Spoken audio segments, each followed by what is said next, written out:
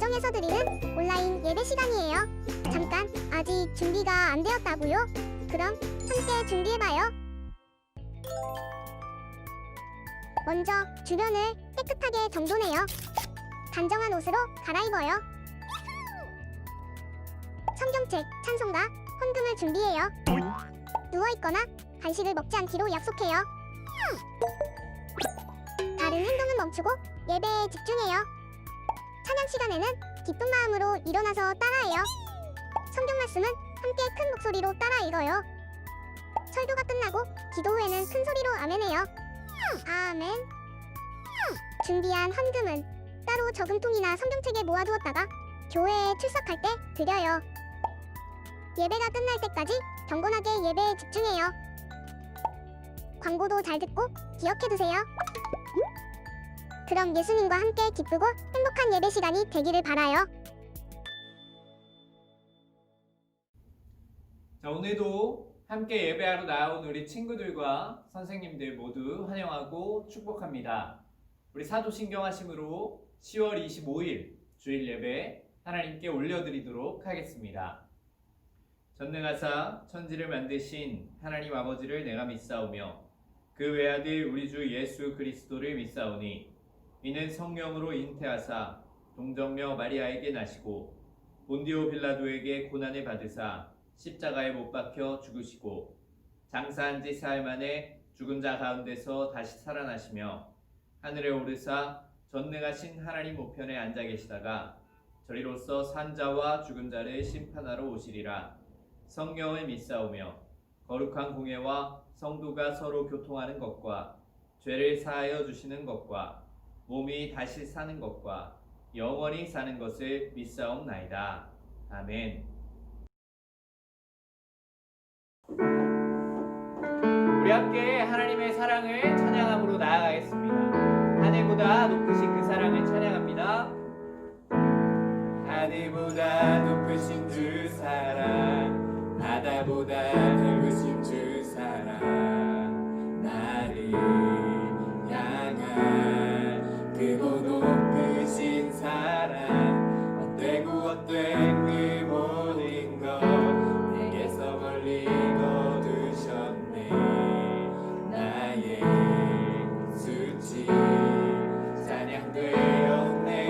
영원히 감사드리리 주님의 그 은혜.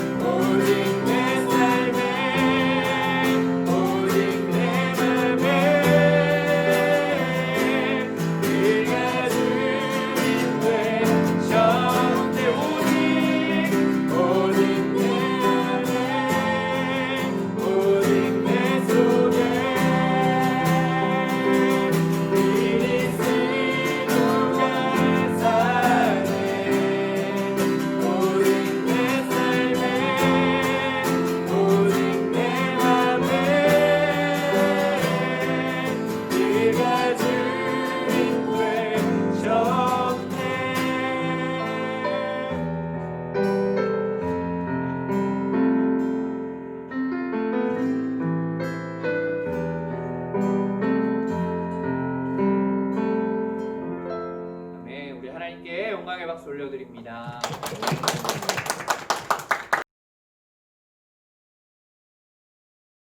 기도하시겠습니다. 사랑과 은혜가 많으신 하나님 아버지, 오늘도 우리의 발걸음을 교회로 인도하여 주심을 감사드립니다. 이번 한 주간 죄짓고 말씀대로 살지 못했던 우리의 죄를 회개합니다. 용서해 주세요. 요즘 날씨가 많이 쌀쌀해졌습니다. 감기에 걸리지 않고 건강히 잘 지낼 수 있도록 연약한 저희를 보호해 주시고 함께 해주세요.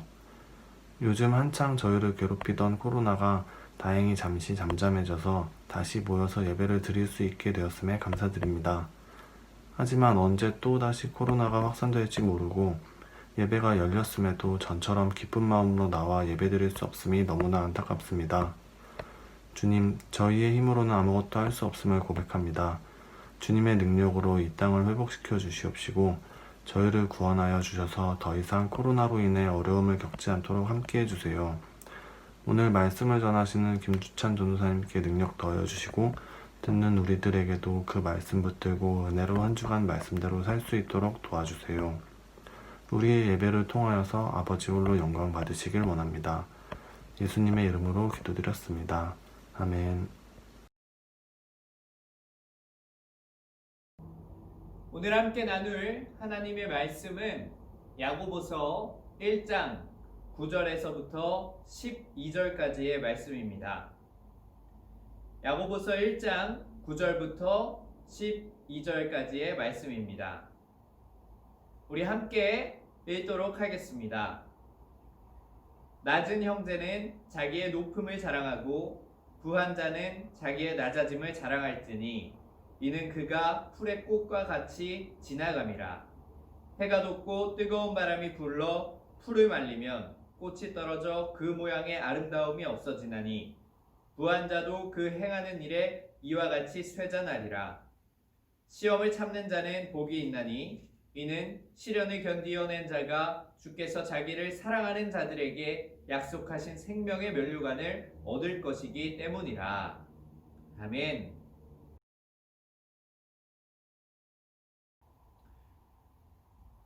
우리가 계속해서 살펴보고 있는 이 야고보서 1장의 주된 키워드는 뭐냐 하면 바로 시험, 어려움입니다.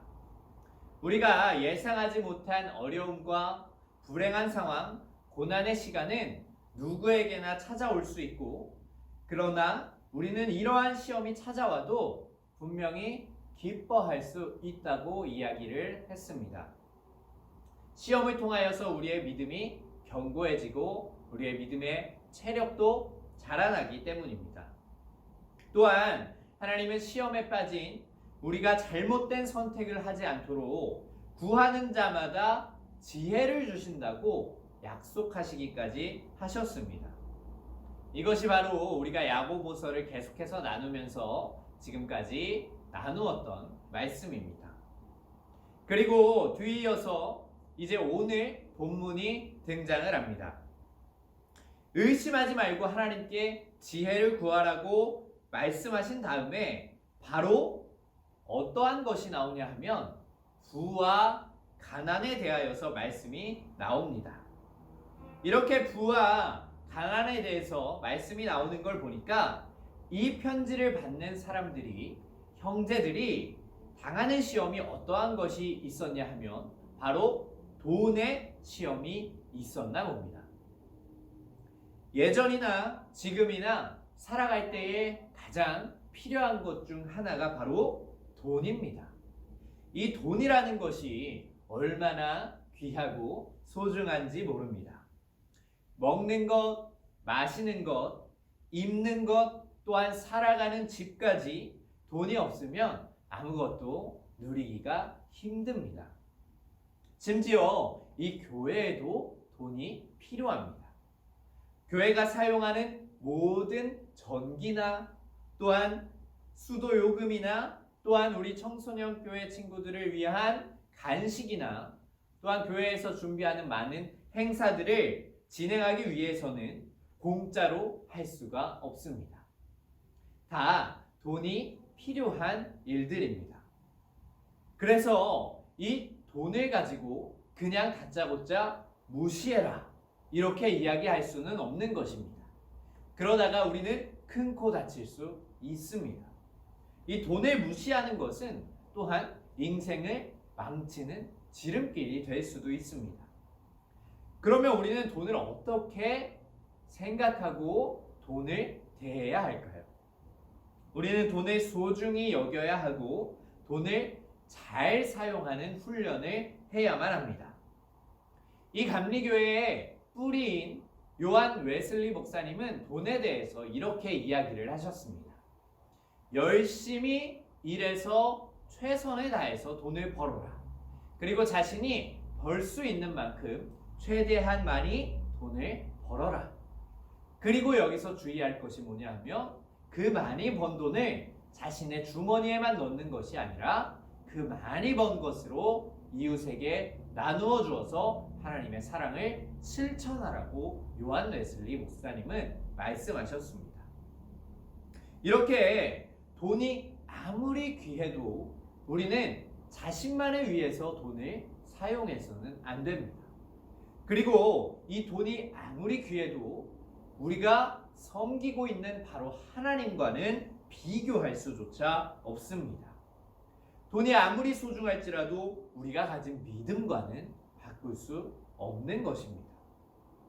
돈이 하나님보다 더 소중한 가치를 지니게 될 때 우리는 시험에 빠질 수밖에 없습니다. 오늘 야고보서를 받은 이 그리스도인들은 돈 때문에 시험에 빠져 있었습니다. 이 그들이 시험에 빠진 이유는 간단했습니다. 돈을 중요하게 여기는 것을 넘어서 하나님보다 더 중요한 것으로 생각했기 때문입니다. 그러다 보니까 이 공동체 안에 문제가 생기기 시작했습니다. 먼저 어떠한 문제가 일어났냐면 가난한 사람들에게 마음에서 문제가 일어났습니다. 하나님을 향한 원망의 마음이 그 가운데서 싹트기 시작한 것입니다. 왜 하나님은 나를 이렇게 가난하게 두실까? 하나님이 계시다면 내가 왜 이렇게 가난해야 하는가? 왜 옆에 있는 사람들, 주변에 있는 사람들은 넓은 공간에서 살고 있고 넓은 아파트에서 살고 있는데 나에게는 그런 것이 없는 것일까? 이렇게 생각하면서 자신이 스스로 의기소침해지기 시작했습니다. 다른 사람들과 비교를 시작하게 되고 자신의 부족함을 하나님께 탓하기 시작했습니다. 나는 내세울 게 하나도 없다고 생각하고 돈도 없는 내가 뭘 자랑할 수 있겠냐고 생각이 시작했습니다. 이 낮은 자존감이 가난한 사람들의 마음을 지배하기 시작했다는 것입니다. 바로 무엇 때문에 그랬냐면 돈 때문에 그랬습니다. 반대로 이 가난한 사람들의 마음에 문제가 생겼지만 또한 부유한 자들의 마음에도 문제가 생겼습니다. 어떠한 문제가 생겼냐면 이 다른 사람들을 깔보기 시작한 것입니다. 가난한 사람들을 바라보며 이 부유한 사람들이 생각했습니다. 야, 저 사람들이 좀 봐. 얼마나 게으르면 저렇게 살아가고 있는 것일까? 또한 이렇게 생각하며 자신의 재물을 자랑하기 시작했습니다. 나 이번에 또 차 뽑았다. 최신형으로 차 뽑았다. 우리 집 이사했는데 너무나도 좋은 곳으로 이사했다. 한강뷰가 보이는 그러한 곳으로 이사를 했다. 마치 이러면서 자랑을 하기 시작했다는 것이죠. 이 교만한 마음이 부유한 사람들의 마음을 사로잡았습니다. 이 사람들도 뭐 때문에 그랬냐 하면 바로 돈 때문에 그랬습니다. 이렇게 돈이 없는 가난한 사람들은 점점 마음이 위축되어지고 이 돈이 많았던 부유한 사람들은 남들과 비교하며 점점 떵떵거리면서 자신의 삶을 살아가게 되었습니다. 이러한 상황에서 이 야고보는 이렇게 이야기를 하는 것입니다. 이 야고보서 1장 9절에서 10절까지의 말씀을 다시 한번 읽어보도록 하겠습니다. 낮은 형제는 자기의 높음을 자랑하고 부한 자는 자기의 낮아짐을 자랑할지니 이는 그가 풀의 꽃과 같이 지나감이라. 이 오늘 본문의 성경을 이 현대인의 성경으로 보면 우리 친구들이 조금 더 이해하기가 쉬워집니다. 전도사님이 다시 한 번 더 현대인의 성경의 번역으로 읽어주도록 하겠습니다. 가난한 형제는 하나님이 자기를 높이실 때 자랑하고 부요한 형제는 하나님이 자기를 낮추실 때 기뻐하십시오. 부자도 들에 핀 꽃과 같이 사라지고 말 것이기 때문입니다. 이렇게 야고보가 지금 뭐라고 얘기하고 있나요? 이 9절과 10절을 보면 가난한 형제와 부요한 형제가 동일하게 등장합니다. 그런데 각각 자랑하고 기뻐하는 이유가 이 말씀 속에 등장하는데 바로 그것이 무엇이냐 하면 돈 때문이 아니라는 것을 알 수가 있습니다. 9절 말씀에 이 가난한 형제는 하나님이 자기를 높이실 때 자랑하라고 기록하고 있고, 이어서 10절 말씀에는 부요한 형제들은 하나님이 자기를 낮추실 때 기뻐하라고 이야기를 하고 있습니다. 이처럼 야고보는 돈이 자신을 높이고 낮추는 것이 아니라 자랑과 기쁨의 이유가 되는 것이 아니라 이 이유는 중심이 모두 하나님이라는 것을 우리가 볼 수 있다는 것입니다. 한 목사님의 이야기를 잠깐 해보겠습니다. 이 어떤 목사님의 아들이 있었는데 이 아들이 친구 집에 잠깐 놀러 갔다 왔다고 했습니다. 근데 그리고 나서 놀러 갔다 온 다음에 아빠에게 하는 말이 이렇게 이야기하는 것입니다. 아빠, 어제 내가 친구 집에 갔다 왔는데 너무 잘 살아. 완전 잘 살아. 아마도 이렇게 얘기한 것은 친구 집이 부유한 집안이었던 것 같습니다. 그러자 목사님은 이 이야기를 듣고 아들에게 이렇게 이야기했다고 합니다.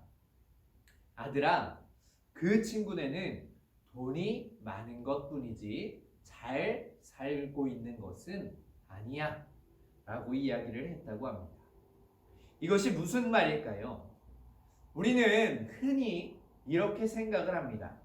돈이 많으면 잘 사는 것이라고, 반대로 돈이 없으면 못 산다고 생각합니다. 우리가 이렇게 생각을 하면 이 오늘 야고보서를 읽는 그때 당시의 사람들과 우리는 똑같은 오류에 빠지게 됩니다. 돈이 없으면 잘 못 산다고 생각하기 때문에 자신이 스스로 의기소침해집니다. 반대로 돈이 많으면 잘 산다고 생각하고 점점 교만하여집니다. 부자는 잘 사는 것이 아니라 그저 돈이 많다는 표현입니다. 반대로 가난한 사람은 돈이 자신에게 부족한 것일 뿐이지 못 살고 있는 것이 절대 아닙니다. 돈이 많아도 못 살 수 있는 것이고 돈이 적어도 잘 살 수 있는 것입니다. 또한 반대로 돈이 많으면서도 잘 살 수 있고 또한 돈이 없으므로 못 사는 사람들도 있을 수 있습니다.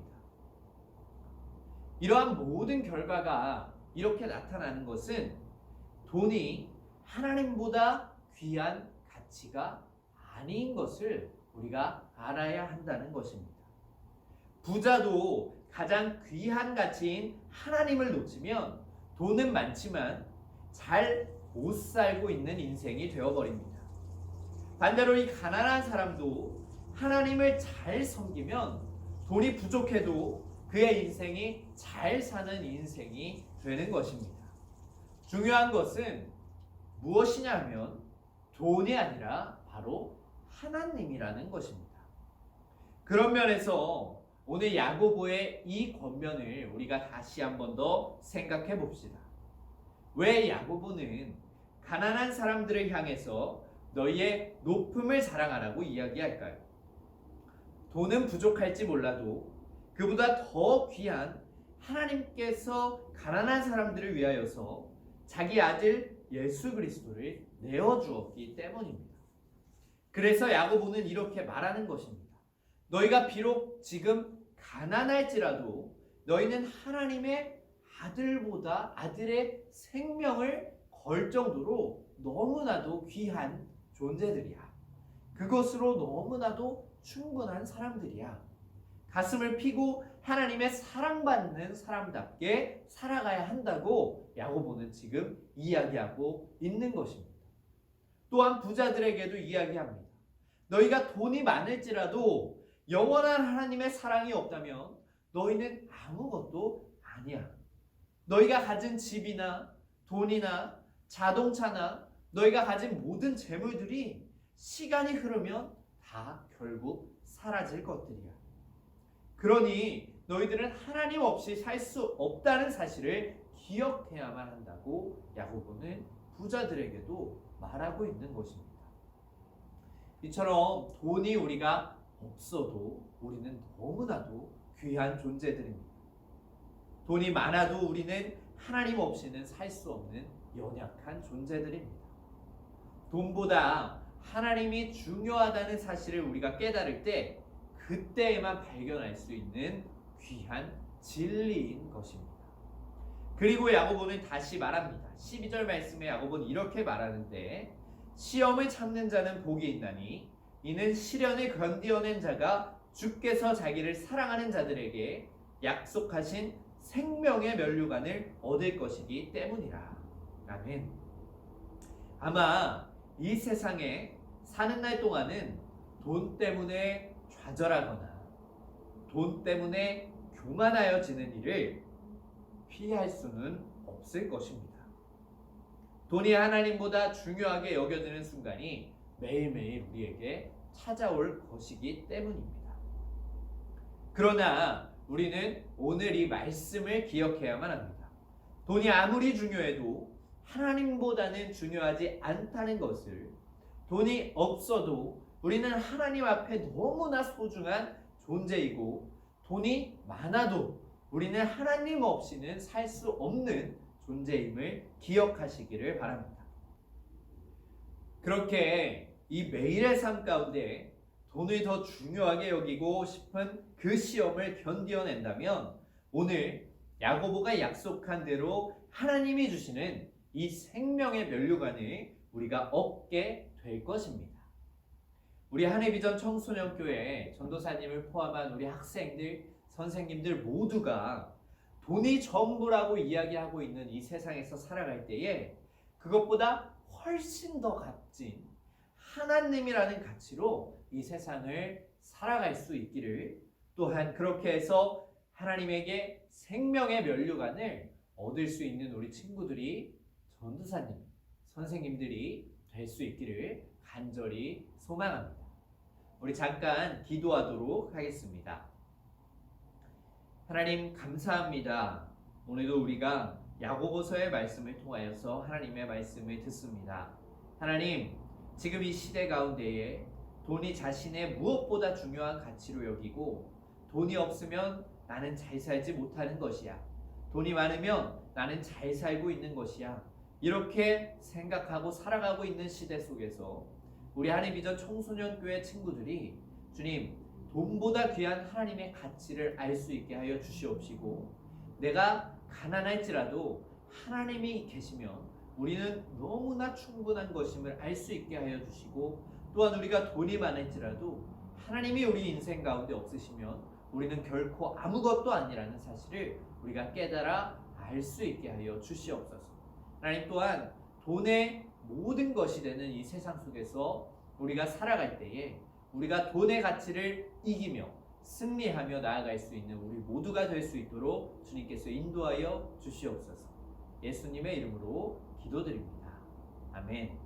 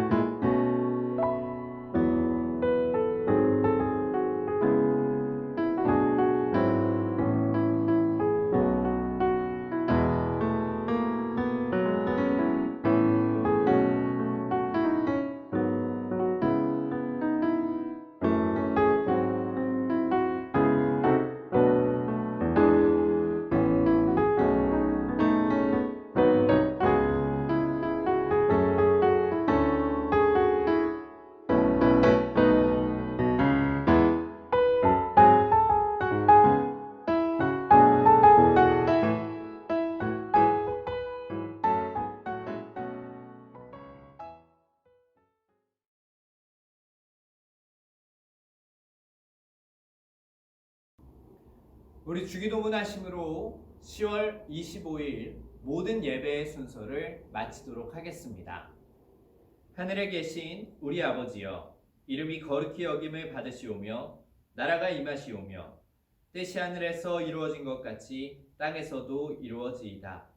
오늘 우리에게 일용할 양식을 주시옵고 우리가 우리에게 죄 지은 자를 사하여 준 것 같이 우리 죄를 사하여 주시옵고 우리를 시험에 들게 하지 마시옵고 다만 악에서 구하시옵소서. 나라와 권세와 영광이 아버지께 영원히 있사옵나이다. 아멘.